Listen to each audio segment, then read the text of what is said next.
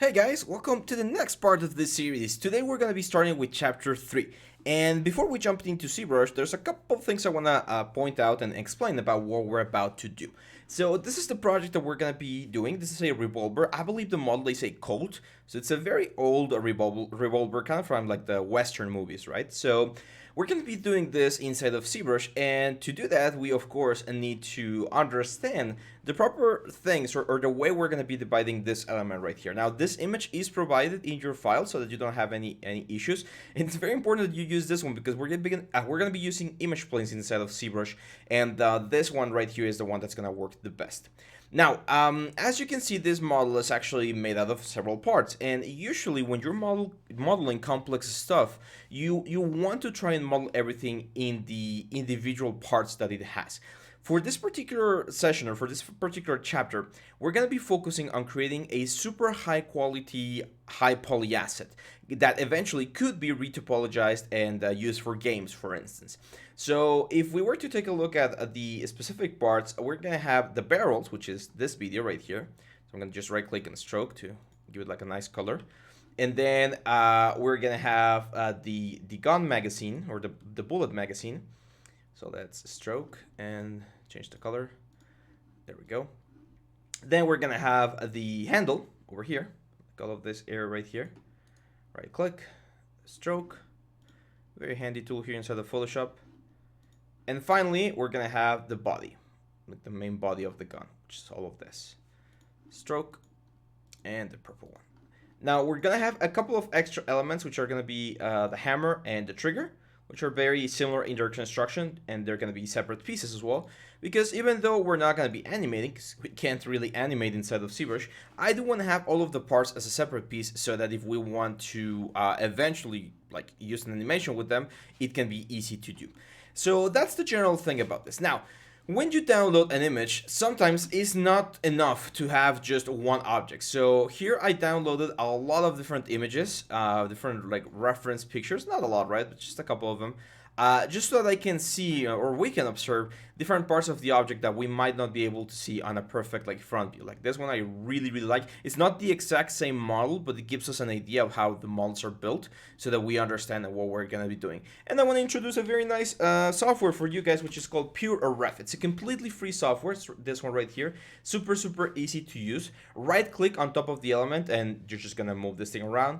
And then if you grab your images, you can even just like copy paste them from the internet and drag and drop inside of this thing.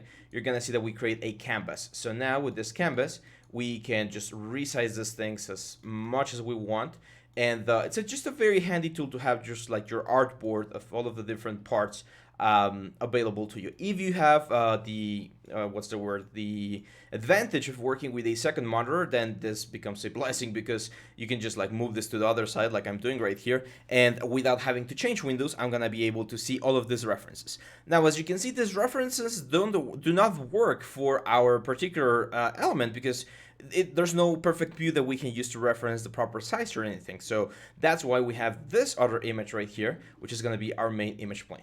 So I'm going to jump into ZBrush. Now, you're going to notice that I've installed this little software. I had it before in other videos, but then I don't know why I forgot to use it again. It's called Karnak, and it's to show you the keystrokes.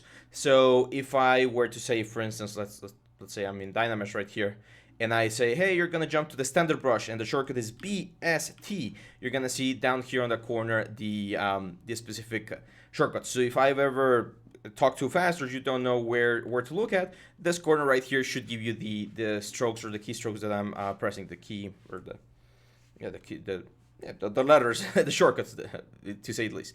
Now, I am going to go into a cylinder right here, cylinder 3D, and I'm going to make this a polymesh 3D so that we can work. I'm going to turn off perspective so that we can have this like flat cylinder right here, like flat to the ground. You can see the little head right here.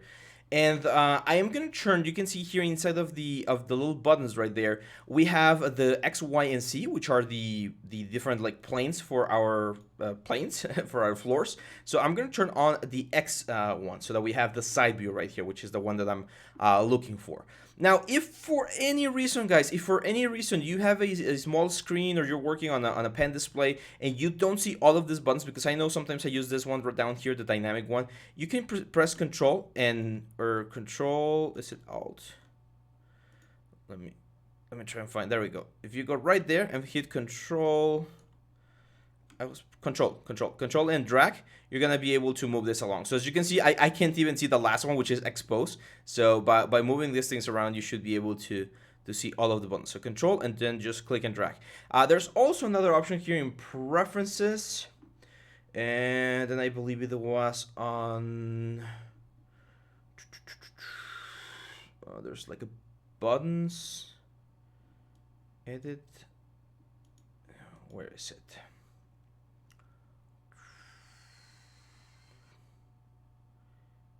I don't remember. There's one option right here. I'll check it and let you guys know. But there's an option to move the size of the buttons right here, and then just have it in a better size. But I mean, you can just again control and then just move here to move around all of the different like elements.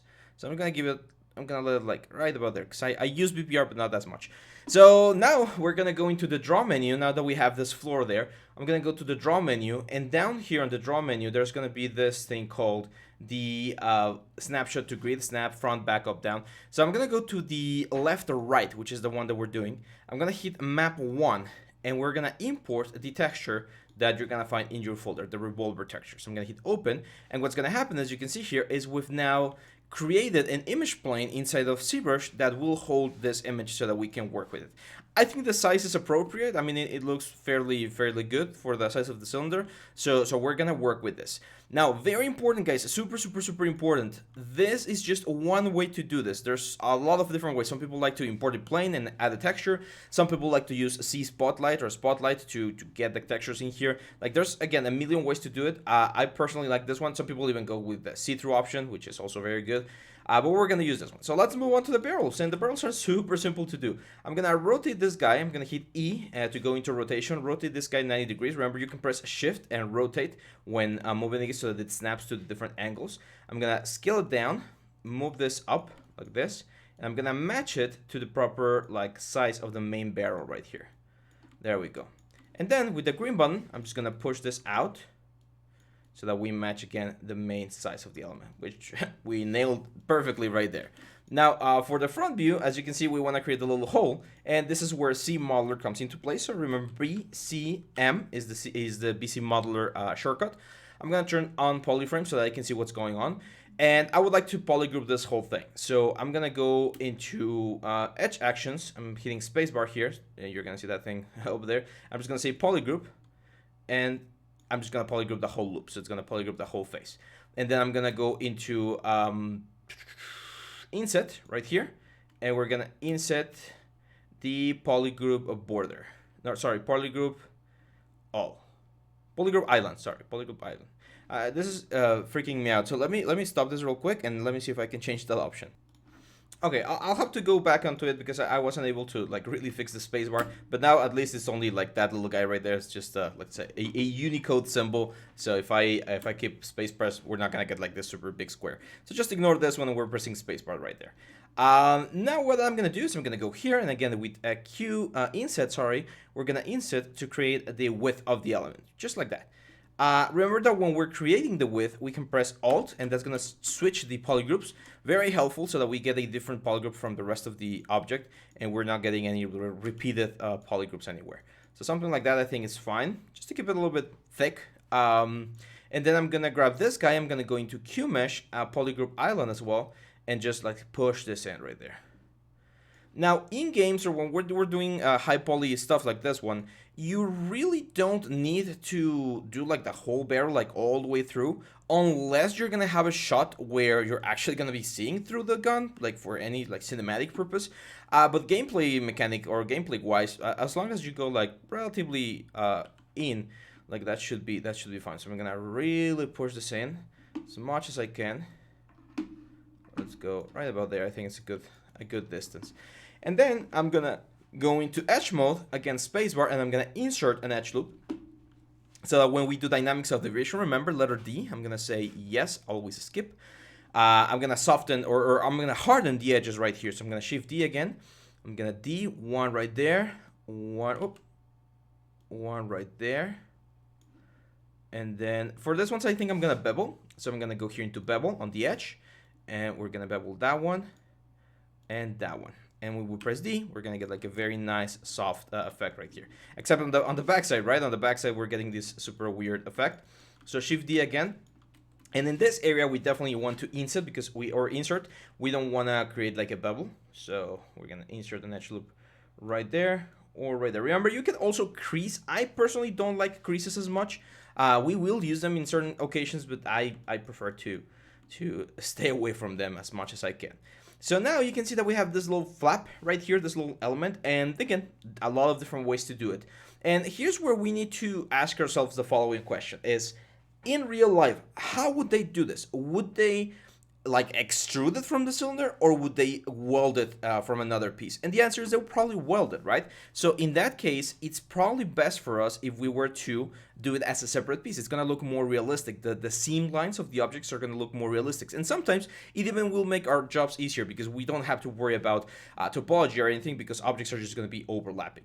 So I'm gonna go here to my options and I'm gonna grab the little star so that we can go all the way down to the little star and say initialize, and I'm gonna create a key cube with a one side edge. So key cube right here, and then just make polymesh 3D. Like, I know we're not seeing it, it's right here. It's just a simple cube. There we go.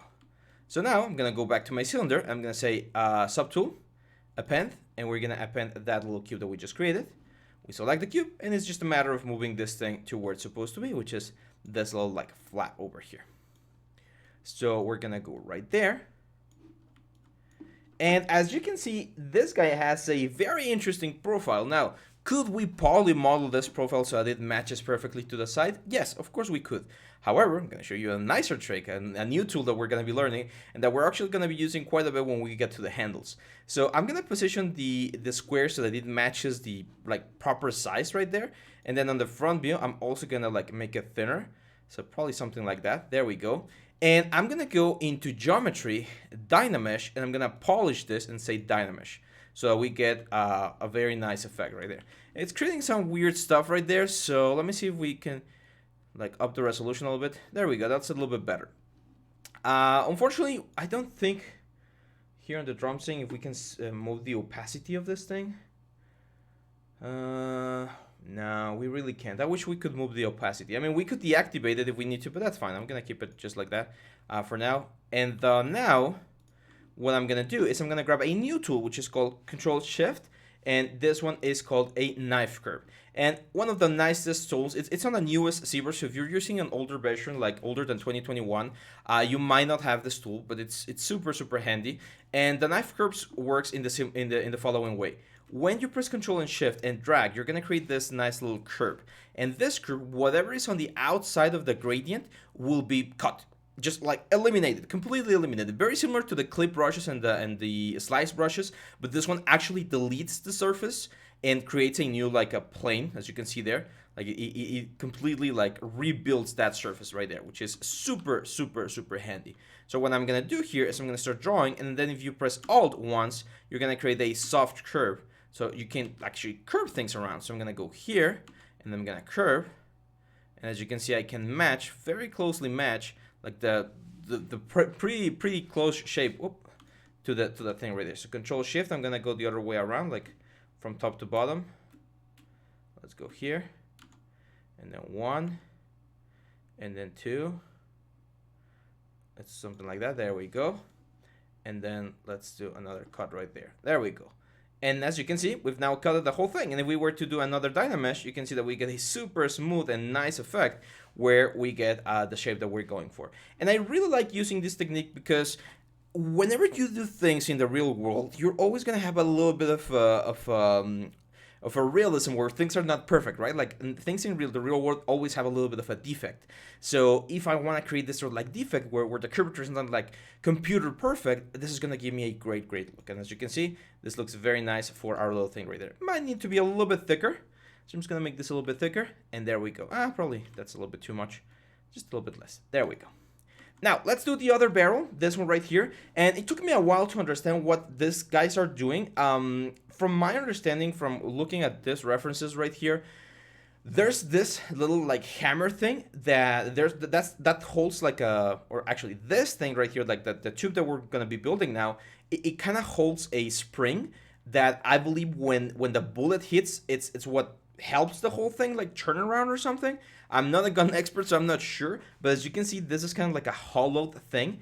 And then that's where like the spring is. You can see the spring over here as well. And then over here we have this little circle and this little like knob. And this knob right here, you can see it here on the pieces. This one right here, it actually comes forward. Like right now, it's right here, but it comes forward and it kind of like stops. I think this is kind of like a stopper or something.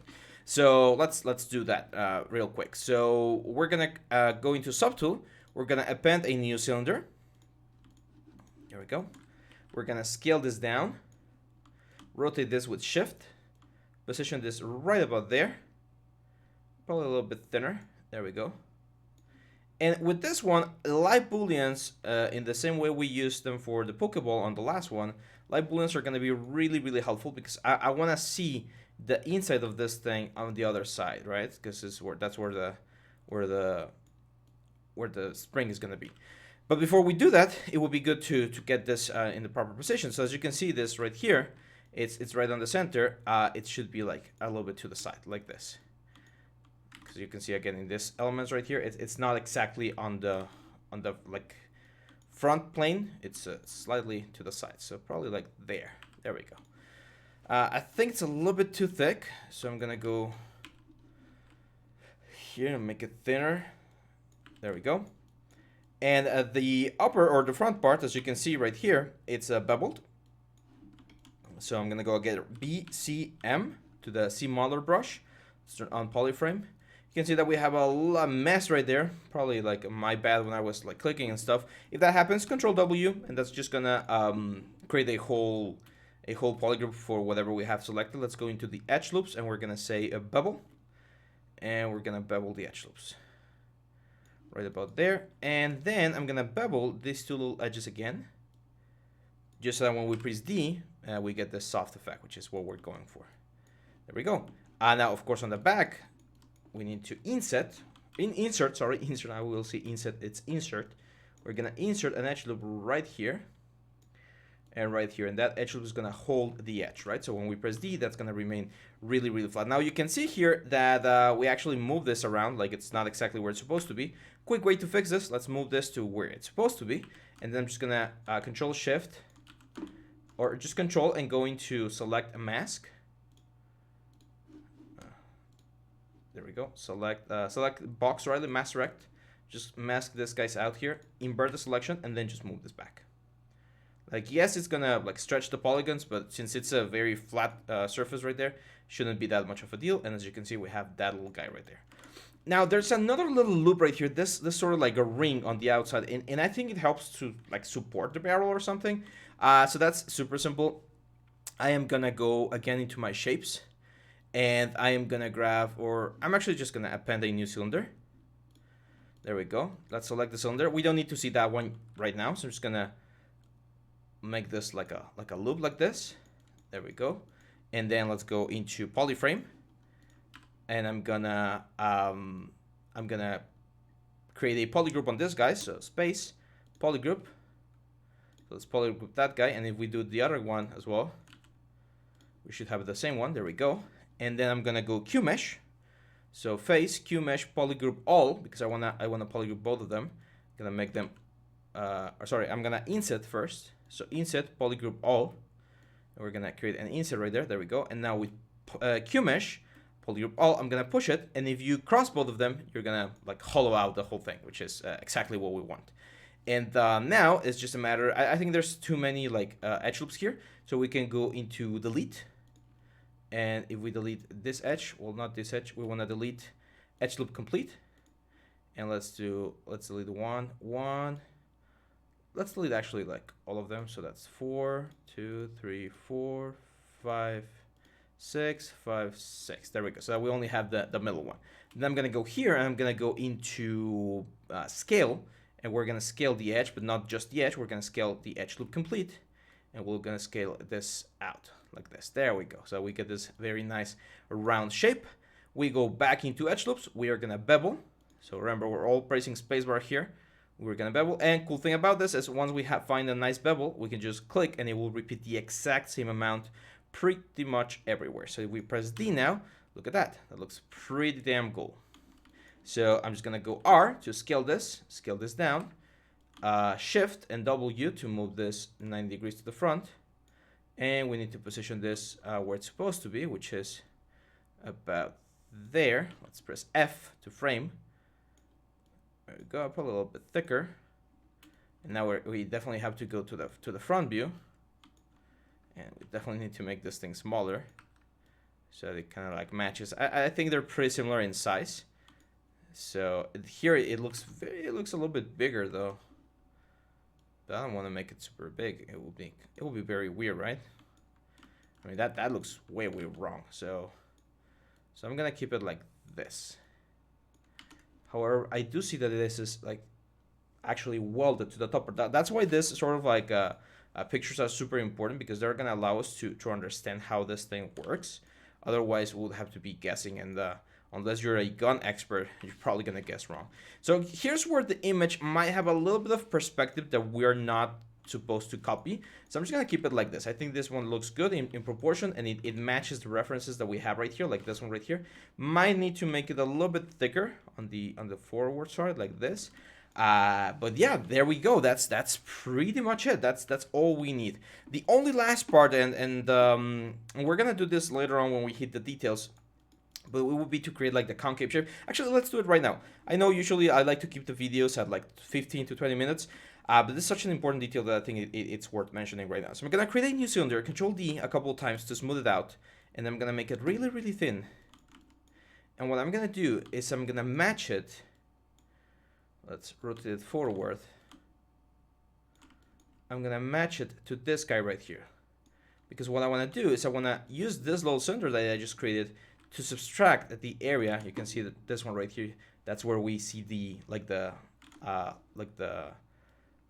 the actual, what's the word, the actual, I'm blanking out, spring. However, here I'm gonna use Control and mask this thing, and then just move this. I'm not gonna scale, I'm gonna move. Then I'm gonna invert the mask, and I'm gonna scale this back. So let's do this, invert the mask, and then move this other piece back like this. So that's roughly where the spring would be. Now we need to create this shape, so I'm gonna turn everything else off. So this one's off, and this one's off, because I just want to have these two guys right here. Let's turn this guy off. There we go. And I'm gonna turn on live booleans, and this one I'm gonna say remove. So as you can see, we're gonna be removing that section from there, which is exactly what I want. Now I'm just gonna say boolean, make boolean mesh, and we're gonna append. We're gonna append that new boolean mesh that we just created, and then these two guys that we have, we're just gonna delete. I mean, you can keep them in like a different folder or something, which now we're going to talk about folders because we haven't talked about those. But in order to keep things organized, you definitely want to keep things inside of folders. So folders are very easy to create. You just go here and you're going to go into new folder. Let's call this barrel. And now anything that we move inside of the folder will be its own subtool. So now we can very easily turn the whole folder off, and we'll just keep things organized. So very quick way to have your organization here inside of ZBrush. And that's it. As you can see, we have this very first part of the gun. This is looking very nice. We have the barrel. Make sure you follow along. Make sure to get all the way to this point, because on the next one we're gonna work on the handle. We're gonna do the handle first, which is all the way up to this line right here, and then we'll keep on moving with the rest parts, or with the remaining parts of the element. So hang on tight, and I'll see you back on the next video. Bye bye.